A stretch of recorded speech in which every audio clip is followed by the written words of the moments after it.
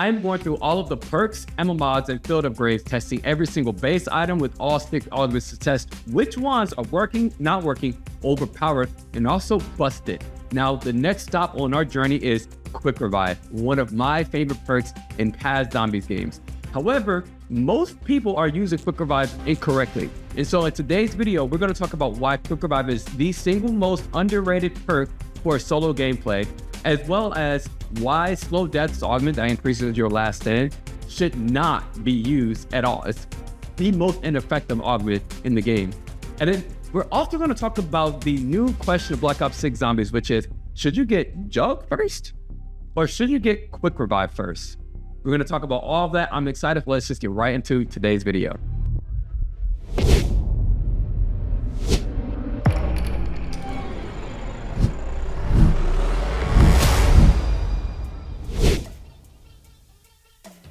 So up first, I want to talk about Quick Revive as a base perk in the game.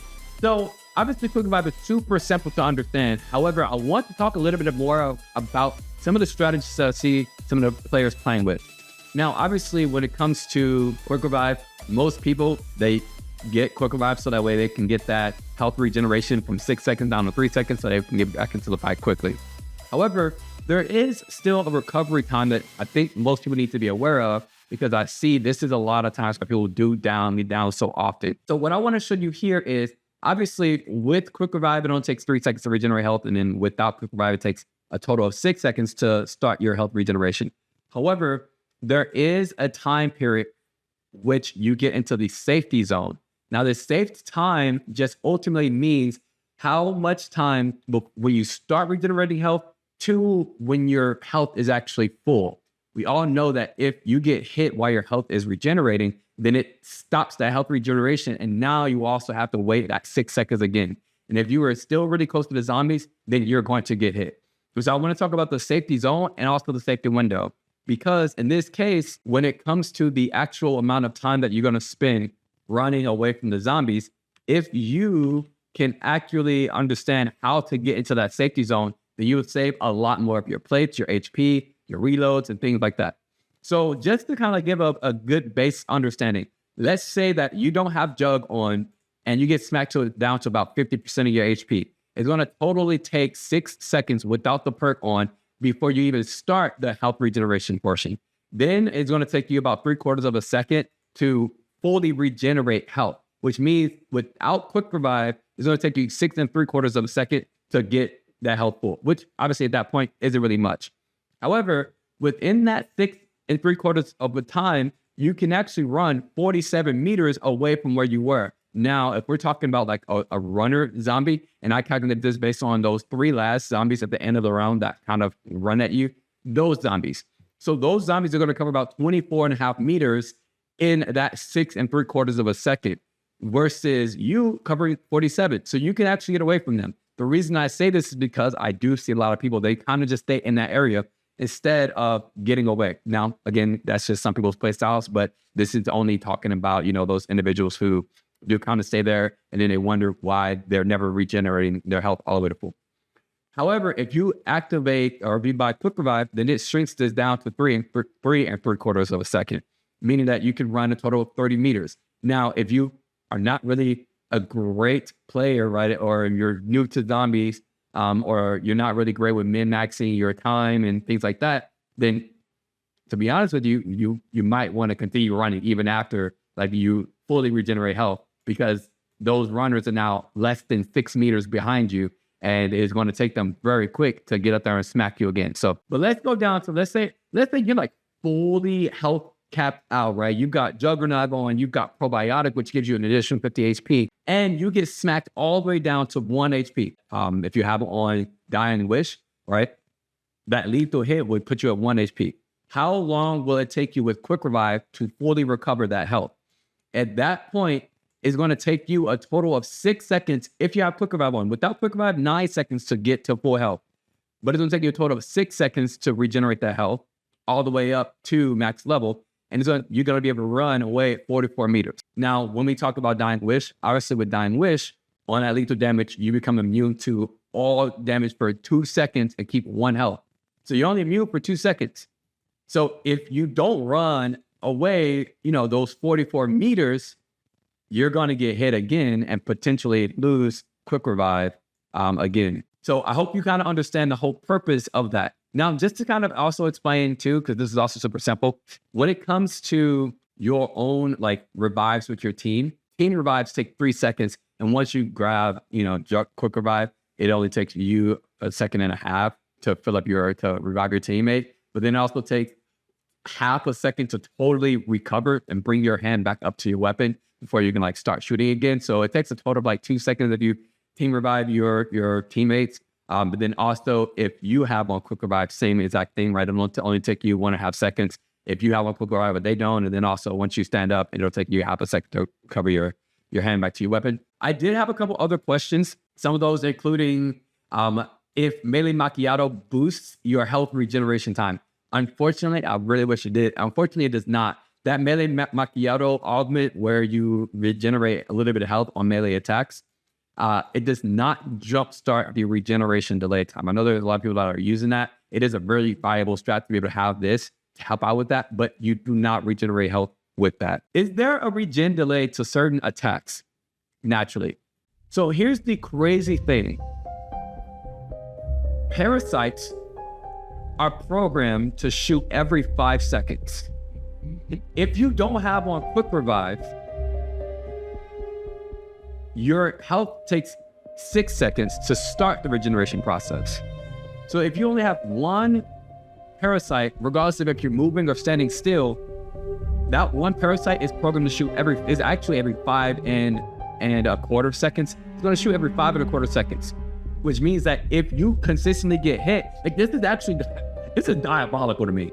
If you get hit by that, it is going to stop your health regeneration time and restart it over and over, which sucks. And then once you add in multiple parasites, right, and you're getting hit by multiple parasites on those rounds, whether you're on Terminus or you're on CDM, that sucks. And even if you have on quick revive, which obviously, like, once again, if you have on quick revive, it's going to take all of that time to regenerate. Even if you have on quick revive and it only takes maybe 4 seconds to fully recover health, right? If they're shooting every 5 seconds and there's multiple on the map, you could be potentially getting shot every 2 or 3 seconds, which is crazy to me. I think it's diabolical. Some of you guys probably okay with that. I'm gonna tell you guys right now, I hate anything that flies across. So parasites and vermin, I hate it in real life too. So my rant of the day.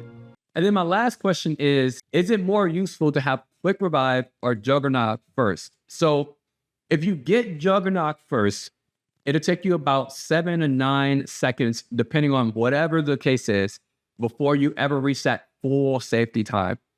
But you get so much more time to run away. You get to replay and reload. Obviously, if you're replaying and reloading, you want to be able to attack sprint, so you got that. But you just can't get hit during that time, because if you do, then obviously it's going to take that entire 6 seconds to regenerate health.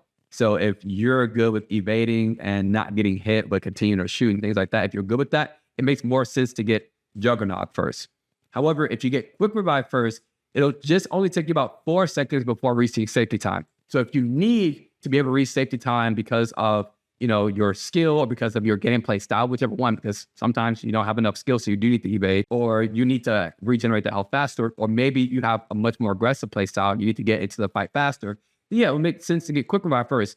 Though you get less time to run away before getting more damage into those zombies, you can reload and replay at least with one plate within that time. You do run a risk of getting hit more often after that safety window. Like, that risk is much higher because you didn't necessarily cover as much distance. As I kind of said before, maybe you run this far, but the zombies is much closer to you. So if you do go ahead and turn around and get a couple of shots in, the zombies might be right there. So if you play time takes about 1.5 seconds for one plate versus your average reload time takes about 2.5 seconds without speed cola, without speed cola, things like that. But just be aware of that when you're looking at these different numbers and these values, is that one plate is going to take 1.5 seconds. And if you do have 1 HP from 300 seconds, you got a total of 6 seconds that you can be running. That 6 seconds is going to cover the total 4 seconds to plate and reload as well. So just be aware of all of that. All that so far with quick revive. The rest of this stuff is a lot more straightforward. I want to give a good base of where Quick Revive is.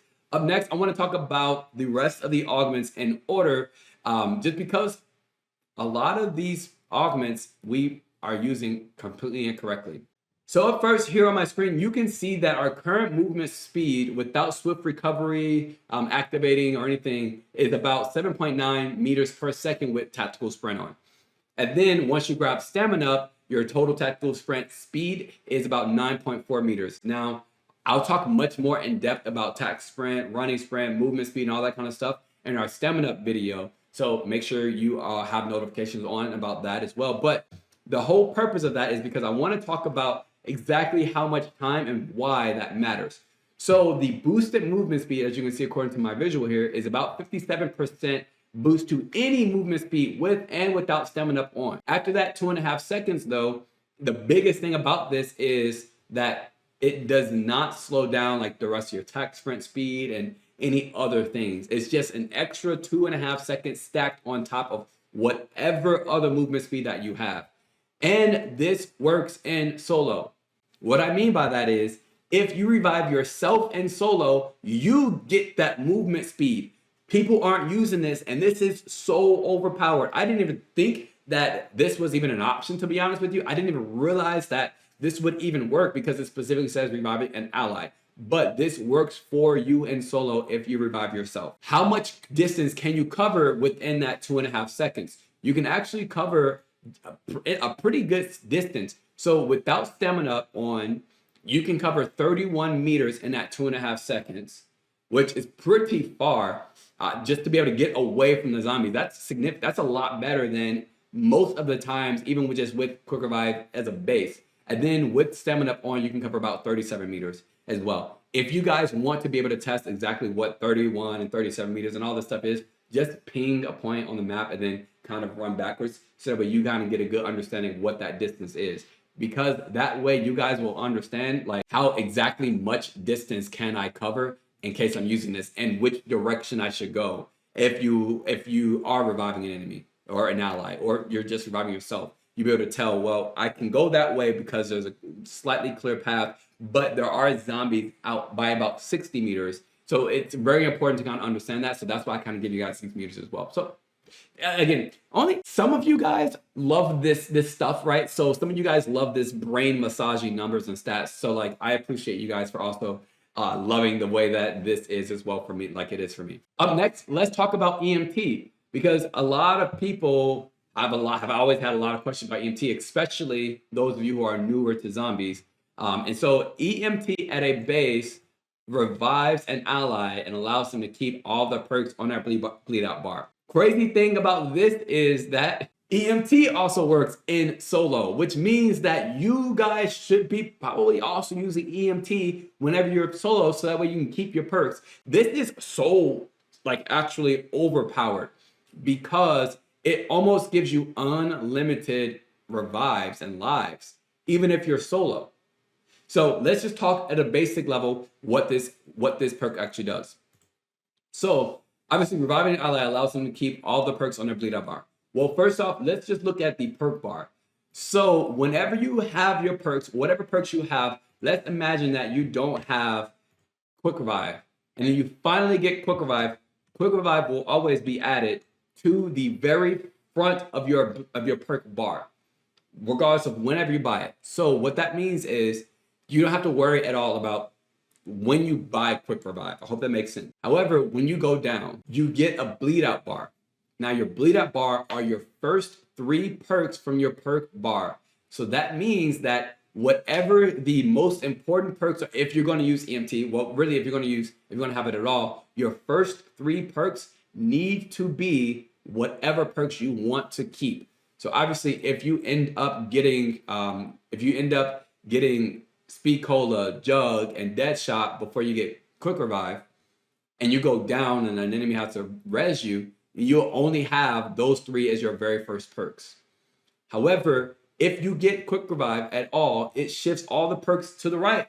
And then your very first 2 perks are going to be the ones that end up on your bleed out bar. As you can see here, I've got Quick, Stamina, or Quick, Speed Cola, and Jug.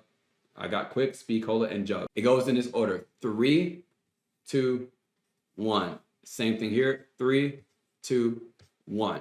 If you're using anything that has explosive, that you want to make sure that if you go down, you don't come up, and like a ray gun, for instance, you don't come up without PhD. Well, make sure that PhD is one of your second or third perks that you buy. So next, if you are using and running EMT, what happens is you get your bleed out bar, and on your bleed out bar, you've got your time before you die. This is you in last stand. So what happens when you go down and you have on EMT, whether solo or somebody else in your team has EMT, you'll see that when your bleed out timer passes any perk, that perk becomes expired. All this means is that that perk is now temporary. And so what will happen from here is if you get revived at any point during this bleed out period, if you have on EMT or if your teammate has on EMT, then you'll receive all of those perks that were left unexpired, except they will be what I call temporary perks, and they'll show and be grayed out. So what this means for you is that your first 2 perks, whatever those first 2 perks are that you purchased, and then you also got quick revive, when you go down, whatever you keep will go expire, or whatever was on your bleed up bar, if it did pass that point, it will be expired. And then if it was expired, when you come back up, they'll all be gray, whichever ones was expired. If, for instance, the quick revive or the last one was not expired, then it'll stay shiny. The reason that you need to know this is because these perks that are temporary, you do not need to buy again. You actually don't need to spend your money. In order to get these to become permanent perks again, you need to buy at least 1 perk. That's it. Super simple. Just buy 1 perk at that perk's regular price. So obviously, if you have 3 perks here, 2 of them or 1 of them, however many of them are temporary, that's 25, 30, 35. So the next perk is going to be 40 or 4,000 essence to buy it. So hopefully I have 4,000 essence. That temporary enablement of those perks, it still protects you if you go down again. So you actually have those perks, like their effects still work. It's just that they're still temporary. However, even though they're temporary, and you go down before you can buy another perk, it still is still useful. So if you have quick revive and you go down again, you still have quick revive, whether it's temporary or permanent still, you go right back into that mode where you can still save your bleed out bar perks, which is so awesome. Because if you're in solo, as long as you still have quick revive there, you can go down as many times as you want to. Now, once you are down though, you still follow the same regular rules when you go down. When you go down, you lose all your perks up until the last 3 perks. However, if you only have 3 perks, you lose 1 perk. If you have 2 perks, you lose 1 perk.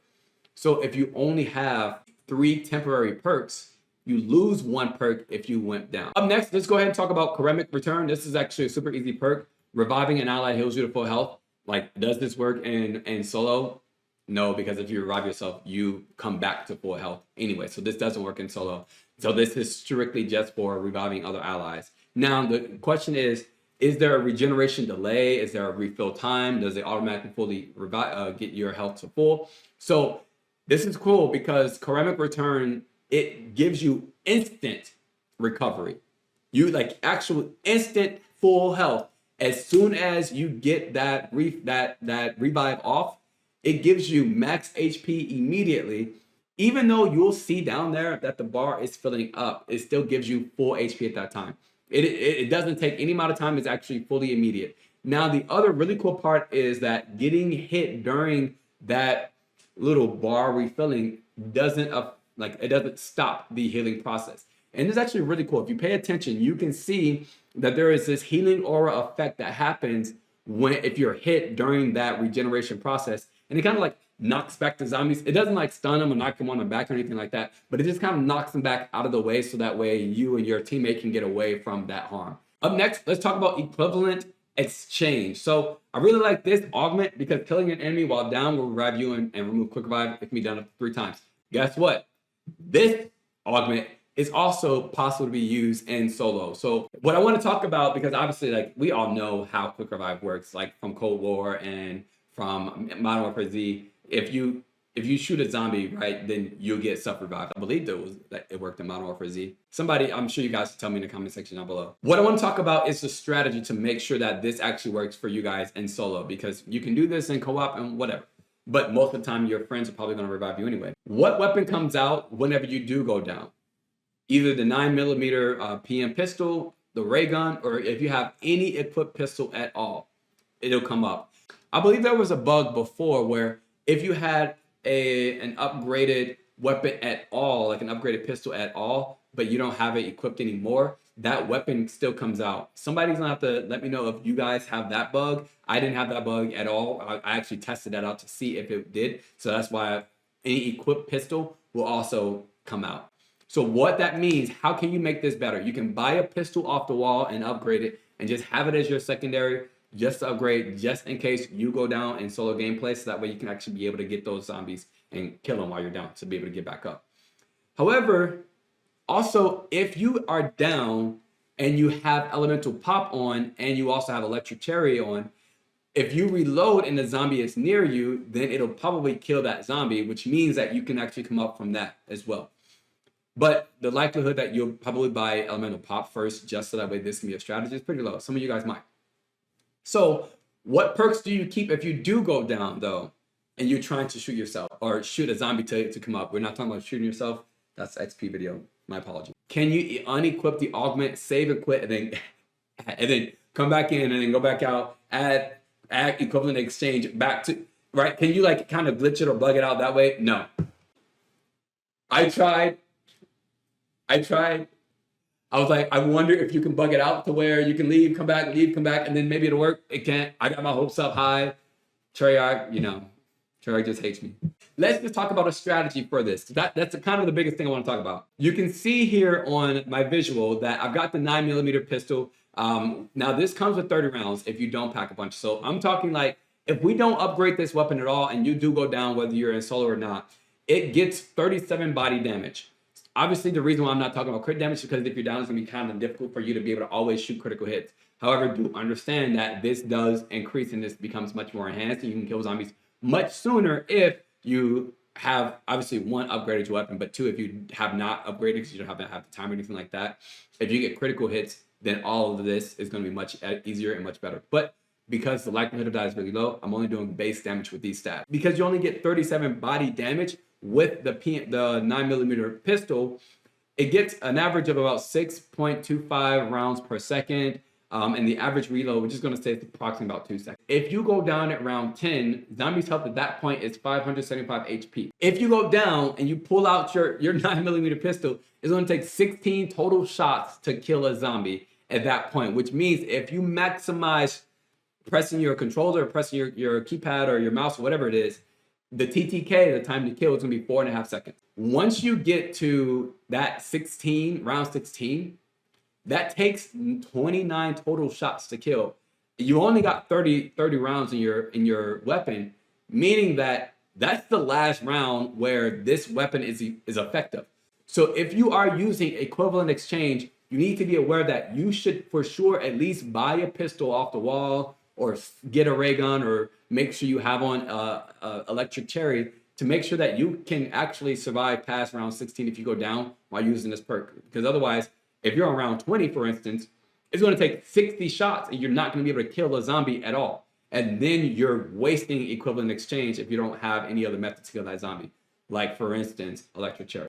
On the other hand, let's say you do upgrade the 9mm.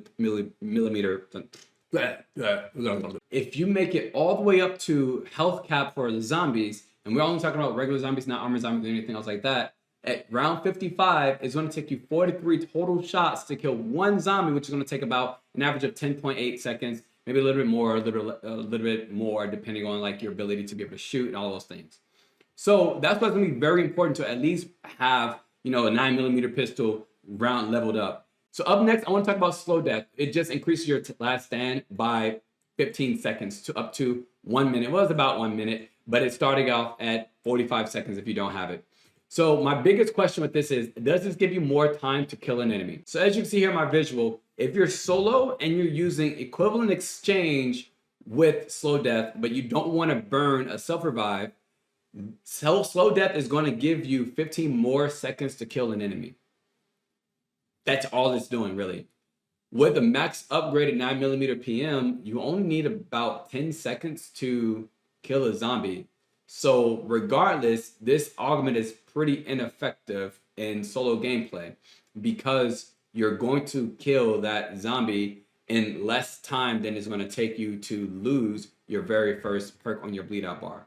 However, if we just have on equivalent exchange without this augment, then if you get one kill off before that 11 seconds, then you'll keep all your bleed out bar perks. So once again, it's also still ineffective.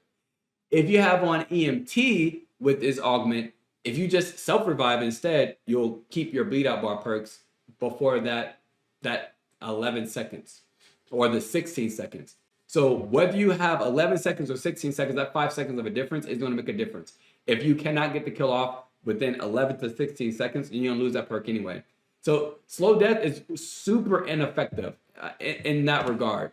It might be worth it if you need an additional 5 seconds, but I don't see that as that useful, especially when we have other minor perks like reviving increases your movement speed now that we know that that is an option. And then lastly, I want to talk about Dying Wish because Dying Wish is super easy. Obviously, at the beginning of the game, Dying Wish was broken. It was bugged, right? For the most part, they've completely fixed it. On lethal damage, you become immune to all damage for 2 seconds and keep 1 health. And then quick revive is obviously removed on use. You can use that up to 3 times. So thank God that they fixed this because at first, if you were like 51 health and you got hit all the way down to 1 HP, this effect would pop beforehand. And also didn't take into account like armor and all that stuff. So fortunately enough, I'm so happy that they fixed that because that was probably one of the most annoying reasons that I never wanted to use Dying Wish. However, I did also test just to make sure if you're at 50 HP and you get hit for 50 HP, or if you're at 30 HP and you get hit for 30 HP, this effect does pop only because it gets to 0. So it does work as it's supposed to, so that's really good. If you take massive fall damage, this is a huge thing right now. Does this effect pop? If you're at like 20 and you take fall damage for 70, if you take massive fall damage and would normally die, this effect does pop, but it does not remove self-revive, and it still sets your HP to 1. I think there's a lot of people talking about how you're completely invincible for fall damage if you have Dying Wish on, and this is crazy. You don't even have to have on PhD in order for this to work. So you cannot die to fall damage as long as you have Dying Wish on. So I'm not sure if that is also a bug that Treyarch didn't mean, or if whenever they fixed the 51 down to 1, and I'm not sure what the case is there, but that you're actually completely invincible if you were to die to fall damage, and it still keeps your self revive and also quick revive too. Now, if zombies can smack you through your armor and down you, why is Dying Wish only 2 seconds when Juggernog's reactive armor stuns them for 3 seconds? So what I mean by that is Jug's reactive armor gives you 3 seconds of breathing room before you can get hit at all. And that's just enough. That 3 seconds is just enough time to restart the health regeneration process if you have quick revive on. But if you get smacked down to 1 HP and you're immune for only 2 seconds, that's not even enough to start recovering or regenerating health. Especially now you don't have quick revive, so it's going to take 6 total seconds. In that 2 seconds, if you didn't get away, you don't have enough time to play it fully or even have a partial, right? You might be able to reload in that time. This is just super imbalanced. I feel like if the zombies are stunned, it can hit you for 3 seconds. Quick revive, you now just lost quick revive. That was the penalty. You lost quick revive. You should have more than just, really honestly to me, more than 3 seconds. I'd love to hear your guys' feedback on that, because to me, I never use Dying Wish because I'd much rather have Juggernog's like reactive armor. And now that we know that the rest of these, for the most part, work in solo, I never use Dying Wish. I would much rather use equivalent exchange or keeping my bleed out bar perks than anything. I would love to hear you guys' feedback on that down below as well. With all that being said, guys, if you want any of these stats and information and that and all that kind of stuff, you can find all this information at zombiesinfohub.com. It's going to be linked down below. And then also check out our website, theroyalfamily.com, where we have all the different blog posts and all that stuff. If you're not already subscribe. If you made it to this part of the video, subscribe. I know that we've been having amazing growth in our community, and I just have to say thank you. The entire reason why we do this is just to make sure that the zombies community grows. I want my community to have more people like them that are similar to them, people to share and play video games with, people to share it and all this stuff. So thank you guys for all the support lately. Also, thank you to our new members as well. You guys have been coming in, showing up and showing out. It's great seeing you guys on stream. If you're watching this video, I'm going to be on stream later on this evening. So if you have any questions about these perks, these augments, or anything else, join us on stream for any of the data or any of those kind of questions. I always love being able to help you guys out. But with that, guys, being said, if by chance you have not seen my newest video about how XP works in zombies, you're going to be very shocked. And I'd love to hear your comments and your feedback below. Check out this video, and I'll see you guys in the next beautiful goddamn day. Bye.